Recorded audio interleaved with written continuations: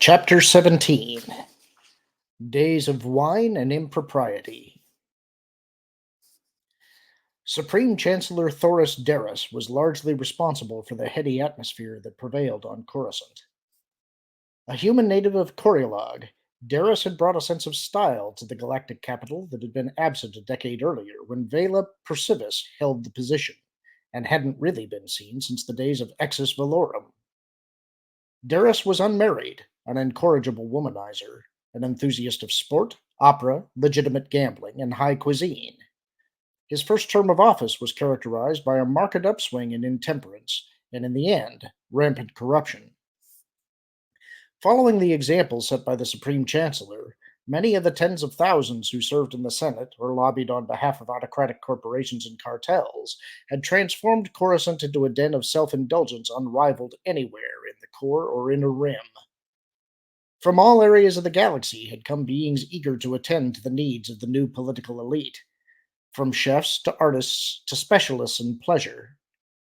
Courtesy of the Trade Federation and its numerous affiliates and corporate partners, goods flocked in from thousands of worlds, giving rise to new fashions, new foods, and novel forms of extravagance. Privileged Coruscanti, determined to enjoy life at the center, turned a blind eye to the storms that were brewing on the edges of civilization. Intersystem rivalries, piratism, organized crime, and spiraling their way towards the core.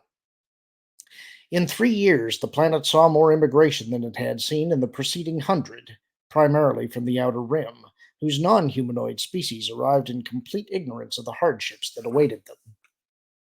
For Palpatine, Coruscant exceeded his expectations.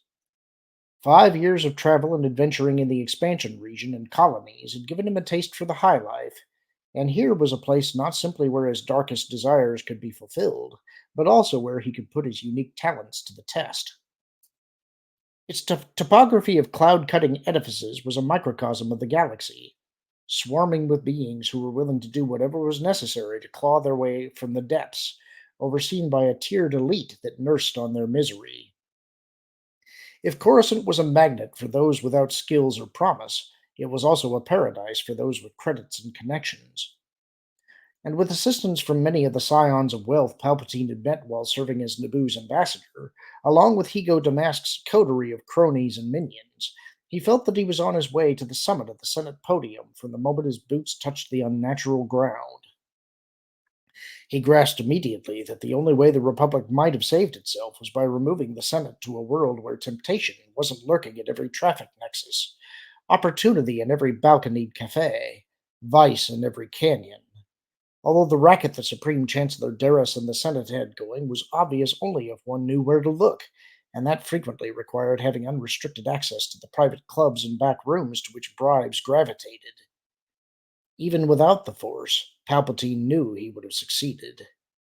The task would prove no more challenging than gaining the full confidence of his peers. With everyone striving to outdo one another, he need only ensure that he dress well, dine in the right places, associate with the proper company, and renew his season passes to the galaxy's opera.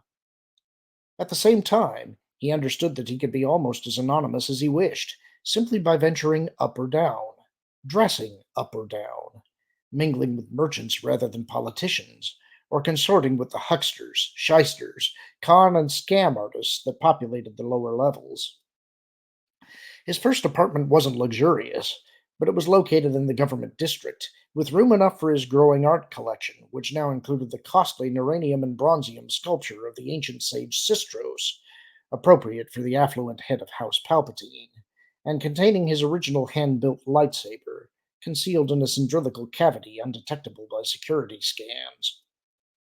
The fact that his first official duty as Naboo's interim senator was to attend a funeral, his second that year, seemed only appropriate, given the Sith's eventual plans for Coruscant. Orders to attend Vidar Kim's funeral had come both from Naboo and from Plagueis, who said that he should use the opportunity to seek out Ronhar Kim and speak with him personally. Palpatine had yet to meet one-on-one with a Jedi, and a conversation with Ronhar would allow him to test his ability to conceal his true nature from another Force user. As wicked as Coruscant is, Plagueis had told him, The Force is strong there because of the presence of so many Jedi. If you are successful in hiding in plain sight, you will be able to conceal your nature even from the most powerful among them. Take Ronhar into your confidence, and once you have, spend some of your time on Coruscant acquainting yourself with the spired headquarters of our enemy, and ask yourself, is this not a fortress designed to hold the dark at bay? Otherwise, Plagueis' silence on the matter of Kim's assassination had been deafening. On learning that King Tapalo had appointed Palpatine interim senator, Plagueis had offered his congratulations, but nothing more. After months of not seeing him, Palpatine had hoped to find Plagueis waiting for him on Coruscant, but Ego Damask and the Munes who made up Damask Holdings were conducting unspecified business on distant Serrano. The funeral service was held at Naboo's embassy, which was located below and to the west of Monument Plaza and the Senate. Dressed in a high-collared cape and purple robes, Palpatine arrived at the ornate monad in the company of Kinman Doriana, Saint Pestige, and Janus Grijatus, who had been dispatched to Coruscant by Tapalo, and whom Palpatine suspected had some strength in the Force. Kinman and Sate had forged an instant bond. The youthful Doriana was made for a world like Coruscant, and he couldn't have asked for a better guide to the galactic capital's titillating underbelly than Pestige, who seemed to know every nook and cranny at the place. Ronhar Kim was among several dozen guests who were attending the service. Palpatine waited until the Jedi was alone in the viewing room before approaching him. In concealing yourself, you will not be able to rely on your dark gifts, Plagueis said. Instead, you must be yourself, submerged in the unified pattern to which the Jedi are attuned, visible in the Force, but not as a Sith. Since you cannot allow yourself to be seen, you must make certain that you are taken for granted, disguised in the profane, camouflaged in the routine, in those same realms from which you can attack without warning when necessary. A tall, muscular young man attired in black robes, Ronhar had thick black hair pulled into a bun behind, and with long strands in front dangling from temples to chin. In him, Palpatine could see Vidar, whose body was lying in state, supine on a massive rectangular stone bier. A simple blanket covered the corpse from shoulders to knees, and on the chest sat a shallow metallic bowl containing purple flowers and a lighted candle, meant to symbolize the Livet Tower's eternal flame. Janus Grijatus would transport the cremation ashes to Naboo, where they would be scattered in the Salu River. Jedi Ronhar Kim, Palpatine said as he entered the room. Please forgive the intrusion, but I wanted to offer my condolences in person. Roused from his thoughts, Ronhar whirled on him, almost in defense, and scanned him head to toe. Who are you? Palpatine, he said. I've been appointed to succeed Vidar Kim as Senator of Naboo. I knew your father well. Ronhar's vigilance eased. Forgive me for not knowing more about Naboo, Senator. Palpatine. But in fact, until several weeks ago, I wasn't aware that Vidar Kim was my biological father, or even that Naboo was my homeworld. Palpatine feigned understanding. No need to apologize. I imagine that the Force is, in some sense, its own domain. Ronhar nodded. I scarcely knew the man. Were it not for the fact that he was a Republic senator, the Jedi Council would not have granted dispensation for me to meet with him. Palpatine allowed himself to stretch out with the Force, but only for a moment, and chiefly to gauge the Jedi's reaction, which proved to be indiscernible. Excuse me for asking, but why then did you choose to attend the service? Ronhar grew pensive. No doubt you know about the tragedy that claimed the lives of his wife and sons. I do. Vidar Kim contacted me to ask if I would consider renouncing my pledge to the Jedi in order to become the bearer of the family name. Palpatine moved closer to him and added compassion to his voice. He told me, Ronhar. Does your presence here reflect doubt as to your obligations? No, the Jedi said, perhaps more firmly than he intended. I'm only here out of respect for the man. As you may also know, he died at the hands of an assassin while in my company. Ronhar's voice betrayed disappointment rather than anger. If I had acted sooner, he would be alive, and at present I can't be certain that the assassin's blaster bolts weren't meant for me rather than Vidar Kim. Who in their right mind would target a Jedi Knight? The Jedi sniffed and narrowed his dark eyes. The Jedi do not lack for enemies, Senator. Doling out justice and ensuring the peace doesn't sit well with some beings. The world of politics is no safer, Ronhar. Not in this era, with so many in need. Thank the Force we have the Jedi. I wonder, Kim said. Palpatine regarded him with interest. The Jedi was less interested in solving the murder of Vidar than he was in agonizing over his failure to prevent it. You wonder about what, Ronhar? What my life might have been had I not become a Jedi. Palpatine adopted a look of shock. The choice was not yours to make. You have the Force. Your destiny was a foregone conclusion. Ronhar mulled it over. And if Vidar Kim had elected not to surrender me to the Order, a line of thought impossible to follow to any conclusion, Palpatine said. The Jedi looked at him and squared his shoulders. There are many forks in the path, Senator. Had I remained on Naboo, I might have followed in Vidar Kim's footsteps and entered politics. Perhaps it's not too late. Palpatine showed him a tolerant smile and came alongside him, confident now that his true nature was beyond detection. I have to admit that the notion of a politician with Jedi values is not without its appeal. In fact, the Republic was once overseen by Jedi chancellors only. But I'm afraid you're something of an anachronism, Ronhar. The galaxy appears to have rejected the idea of enlightened leadership.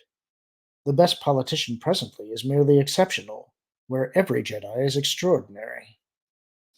Ronhar laughed shortly. More and more, Senator Palpatine, you begin to sound like my former master. Would that I had such talents, Palpatine said, making light of it. But I do have a proposition, Ronhar. Not only am I new to the Senate, I'm new to Coruscant, and it would be good to have someone to count on as a friend.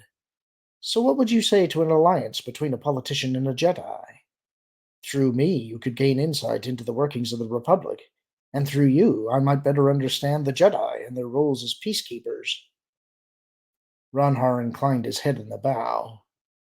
I respect Vidar Kim all the more for bringing us together. May the Force be with you, Senator Palpatine.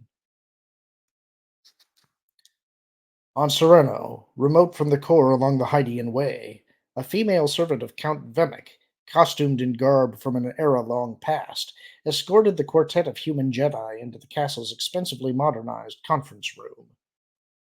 First to be introduced to those assembled, including dignitaries and politicians representing Sereno and nearby Keselanon and the Mune Corps of Damask Holdings, was Jedi Master and Council member Jocasta Nu, a pleasant-looking woman with straight hair, pronounced cheekbones, and brilliant blue eyes. Accompanying her were distinguished Jedi Masters Dooku and Sidious, and a tall, powerfully built Jedi Knight named Qui-Gon Jinn, who remained standing while the rest took their designated seats at the circular table. The three men carried themselves with palpable self-assurance and affected beards of different styles. Dooku's terminated in a stylish point. Sifo-Dyas's followed his strong jawline. Qui-Gon's was long and thick. Plagueis, who rarely missed an opportunity to interact with Jedi, had planned to leave the business on Sereno to Larsh Hill and the others, until learning that Dooku would be present. 50 or so standard years old, Dooku was Sereno's native son, hailing from a noble lineage analogous to the Naboo Palpatines. Had he not been born strong in the Force, he would have been a count, in the same way that Palpatine would have been a royal. But on the few occasions Plagueis had encountered Dooku, he had sensed something in him that warranted further investigation. Dooku was said to be one of the Order's finest lightsaber masters, and he had earned a reputation as a skilled diplomat as well. But his passion and restlessness were what had captured Plagueis's attention. For all his decades in the Order, he seemed to have kept one foot anchored in the mundane. In place of the homespun brown robes worn by most Jedi, like the hale Qui-Gon Jinn, Dooku favored cloaks and robes more appropriate to a night at the opera on Coruscant. In addition, he was a candid critic of Supreme Chancellor Darrus and the corrupt practices of the Senate. Most important, perhaps, Dooku was linked to the Sith's grand plan in ways that went beyond circumstantial. Some 20 years earlier, in a scheme engineered by Tenebrous to replace human Senator Blix Anon with a young upstart named Eero Irradian, Dooku and his then Padawan Qui-Gon Jinn were caught up in the events and had managed to send some of the principal players to prison. Dooku had also unwittingly sabotaged several of Tenebrous's plans to foster inter-system dissent in the expansion region. In the aftermath of the near-disastrous assassination of Ronhar Kim, Plagueis' interest in Dooku had assumed a new urgency. He felt certain that Sidious would evolve into a commanding Sith, but just now the young Naboo was drunk with power and prone to make mistakes. When the Dark recognized one as a true ally, a novice could lose his or her way, as it almost happened to Plagueis following the murder of Carried Santh. Bane-adoring Sith masters like Tenebrous might have used the meeting on Sereno as a means of threatening their apprentices with replacement. Plagueis, however, had no such intention, which was why he hadn't mentioned to Sidious that Jedi would be attending the meeting. Even so, he found himself wondering whether a dissatisfied Jedi like Dooku could be insurance against a reversal of fortune, some unexpected event that would rob him of Sidious, or perhaps turn to the dark without formal enlistment and manipulated and instigating a schism in the Order. As he had told Sidious, even a trained Jedi could succumb to the lure of the dark side on his or her own.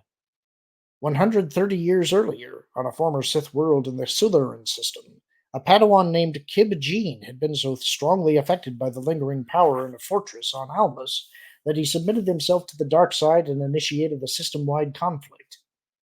Perhaps, under Plagueis' influence, Master Dooku could be inspired to do something similar. The Jedi would bear closer observation. One of Selenon's legal advocates was the first to speak when everyone had been seated. Selenon protests the presence of Jedi Master Dooku at this meeting, since it's come to our attention that he's Serenian by birth. Sereno's arrogant Count Vemic started to respond when Dooku cut him off, addressing himself to the litigator. If you had investigated further, you would also know that I renounced all ties to my family on Sereno on being accepted into the Jedi Order. He turned his penetrating gaze on Selenon's ambassador. I assure you that I will be as impartial as any one of you. Selenon's ambassador, a large, bumptious human, cleared his throat in a meaningful way. Jedi Master Dooku's reputation for even-handedness precedes him. We trust that he will be as fair in this matter as he is known to have been elsewhere. With that issue behind us, Vemic said, I call for an official start to these proceedings. The issue at hand involved the planned construction of an Aqualish-manufactured hyperwave repeater in Selenon space that would expand the reach of the holonet well into the corporate sector, a vast region of the Tingle Arm that had become an economic playground for the banking clan and the corporate alliance through lucrative deals brokered by Damask Holdings. In compensation for the fact that placement of the repeater would necessitate changes in hyperspace trade routes, Selenon had announced that ships entering Selenon space from the systems of the Upper Hydian would be required to pay substantial transit taxes. Plagueis had limited interest in the debate. Secretly, he hoped that mediation would fail. Citing controversy, Damask Holdings could then withdraw, and the project would collapse, leaving systems in the Tingle Arm fuming over having been victimized by a foolish squabble between two wealthy Republic worlds. After 4 hours of pointless back and forth, Plagueis began to feel like the victimized one. When Count Vemic finally called a break in the proceedings, and many of the participants headed to the food tables, Plagueis found himself alone with Dooku, Sifo-Dyas, and Qui-Gon Jinn, and drew the cloak of the profane over himself. Bickering is becoming all too common, he remarked to no one in particular. In the absence of resolution, it will be the outlying systems that will suffer most. Dooku nodded sagely. The hyperwave repeater should have been a Republic undertaking. The Senate erred in allowing the holonet to be privatized. Qui-Gon Jinn's ears pricked up, and he glanced at Plagueis. Discontent in the outer systems is in keeping with the aims of Damask Holdings, is it not, Magister? On the contrary, Plagueis replied in a composed voice, we advocate for the interests of neglected worlds when and wherever we can. The tall Jedi wasn't persuaded to back off. By supporting the likes of the Trade Federation and other cartels.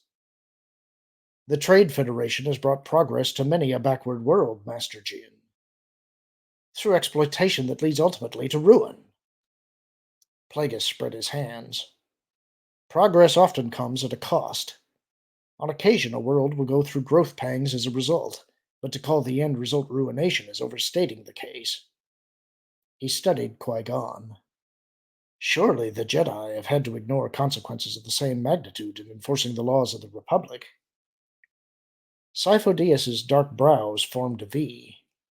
A short, muscular man, he had a broad nose, prominent cheekbones, and lustrous black hair, cinched in a high topknot. His hands were large and calloused, as if from physical labor. Concern shone in his brown eyes. It is a misconception that we serve only the Republic, Magister. Our order serves the greater good. As the order defines it, Plagueis said, only to wave the remark away. But then you have the advantage of being able to act in concert with the Force, where the rest of us are left to grope in the dark for what is just and right. Damask Holdings tries, nonetheless, to take the long view. As do the Jedi, Qui-Gon said. But in several instances where we have had to resolve conflicts, it is your name that has surfaced. Plagueis shrugged. The wealthy are held to higher standards than the poor. Dooku thought about it. I blamed the Senate for encouraging the galaxy to turn on credit. Plagueis glanced from Dooku to Qui-Gon. I'm willing to concede Master Jin's point that the Munes have cornered the market on finance, if he is willing to concede that the Jedi have cornered the market on ethics. Qui-Gon granted Plagueis a dignified bow. And so we find ourselves on different sides, Magister. Not necessarily. Perhaps we are after the same thing. Different paths to the same destination. It's a clever rationalization, but I refuse to accept it. Qui-Gon placed his hands in the opposite sleeves of his robes. If you'll excuse me. Dooku smiled lightly as the tall Jedi sauntered off. My former apprentice does not mince words. Frank talk is a rarity these days, Plagueis said. The Senate could learn from beings like Qui-Gon Jinn. Dooku made a glum face. The Senate listens only to itself, endlessly, and without purpose. If it and Supreme Chancellor Darth are going to perpetuate a climate where injustice can advance, then it will. Sifo-Dyas grew uneasy. The rotunda is an arena even we don't enter, he said in a level voice, except as spectators. Plagueis could not restrain a smile. But you have, from time to time, been known to lobby. He continued before Sifo-Dyas or Dooku could answer. It can be a circus. One thing is certain, however. The core is not holding. New leadership is needed. Darth will undoubtedly be elected to another term, Dooku said. Plagueis pretended concern. Is there no one who could defeat him, Master Dooku? Frix, possibly. Kalpana, eventually. At present, he isn't strong enough to overcome the special interest lobbies. Sifo-Dyas's unease increased. We are sworn not to take an active role in any case. Kalpana would certainly set a different tone, Plagueis said, but perhaps an equally risky one. His stance against piratism, smuggling, even slavery is well known. Unfortunately, many of the outer systems survive only because of such practices. Then those worlds will have to find alternative means, Sifo-Dyas said. Plagueis turned to him. Without assistance from the Republic, it begins to sound to me as if the Jedi will have their work cut out for them. Sifo-Dyas compressed his lips. The Judicials and the Jedi will maintain peace. There's certainty in your voice, Plagueis said, but let me pose a question. If discontent spreads and intersystem conflict breaks out, if member worlds threaten secession as Sereno threatened in times past, would your loyalties not be divided? The Republic will be preserved. Plagueis grinned. Again, that comforting confidence. But suppose the Republic's goals were not in keeping with the greater good. Suppose conflict grew to become actual schism. The two Jedi traded looks. In the absence of armies, there can be no war, Dooku said. Are the Jedi not an army? Or at least capable of becoming one should the need arise? We were an army at one time, but our enemies were vanquished, Sidious said, with deliberate vagueness. No matter the extent of the conflict, we would attempt to forge a peace, and without becoming the ruling body you seem to fear. Plagueis didn't reply immediately. Sidious was proving to be even more interesting than Dooku, though in a different way. Only a misguided sense of loyalty to the Jedi Order kept him from giving voice to the real extent of his apprehensions. And yet you say forge a peace. That has the ring of semantics to it, Master Sidious. But for the sake of argument, what if the disaffected systems raised an army? Wouldn't the Jedi be obligated to serve and protect the Republic? Sidious forced an exhale. From where would these hypothetical armies arise? The outlying systems lack the resources. Realizing his error, he trailed off. Plagueis waited a moment, his satisfaction concealed. I didn't mean to suggest that the Republic is purposely depriving the outlying systems of the right to self-determination. I'm merely speculating, because I do see a growing threat. Dooku regarded him. You are not alone in seeing it, Magister. Then one final question, if I may. If attacked, would you counterattack? The Republic has pledged to remain demilitarized, Dooku said. It would militarize only in the instance of a perceived threat. Once more, you've reframed your initial question, Magister Damask, Sidious interrupted, a new fire in his eyes. You're hypothesizing an attack on the Jedi Order itself. I suppose I am, Plagueis said, self-deprecatingly. I suppose I was thinking of the recent assassination of Senator Ronhar Kim. A Jedi was involved, if I'm not mistaken. That matter is being looked into, Sidious said in a controlled voice. There's no evidence to suggest that the Jedi in question was targeted. The silence that followed was broken by the voice of Jocasta Nu, who was summoning the Jedi to the far side of the conference room. Plagueis studied Sidious peripherally. While Nu and the others conferred, he thought back to the conversation he'd had with Sidious on Sojourn. We will have to exploit their self-righteousness and blind obedience to the Republic, Sidious had said at one point. The Jedi must be made to appear the enemies of peace and justice, rather than the guardians. Mulling it over anew, Plagueis began to wonder whether he had taken the wrong approach on Camino. Perhaps, he thought, it would be better to have the Kaminoans create an army capable of fighting alongside the Jedi, rather than against them. Sidious was the first to return to Plagueis' corner of the room, as if eager to continue the conversation. Lest you're thinking of investing in military enterprises, Magister, I can assure you that the Republic will not reverse its stance on demilitarization. His words were forceful, but lacked certainty. The Rusan reformations will not be repealed. Plagueis showed the palms of his hands. And I can assure you, Master Jedi, that my questions were in no means motivated by thoughts of profit. We, that is I, don't wish to see the Republic caught off guard. For now, I'll place my faith in the Jedi, and in the belief that an army could be raised if necessary. Sidious' gaze faltered. Out of thin air? Unlikely, Magister. Grown, then. Manufactured, you mean? No, I was being literal, Plagueis said. But I know of only one group that might be up to the task. The group who grew laborers to work the mines of Subterrel. Puzzlement wrinkled Sidious' face. I'm not familiar with Subterrel. Plagueis was about to mention Camino when he spied Jocasta Nu approaching, and a feeling from deep in the dark side rose up inside him, strangling his voice box, as if refusing to let the word escape. I apologize, Master Jedi, he said when he could. The name of the group was on the tip of my tongue, but I seem to have swallowed it. And that's the end of the chapter. Hope you enjoyed it. Talk to you soon.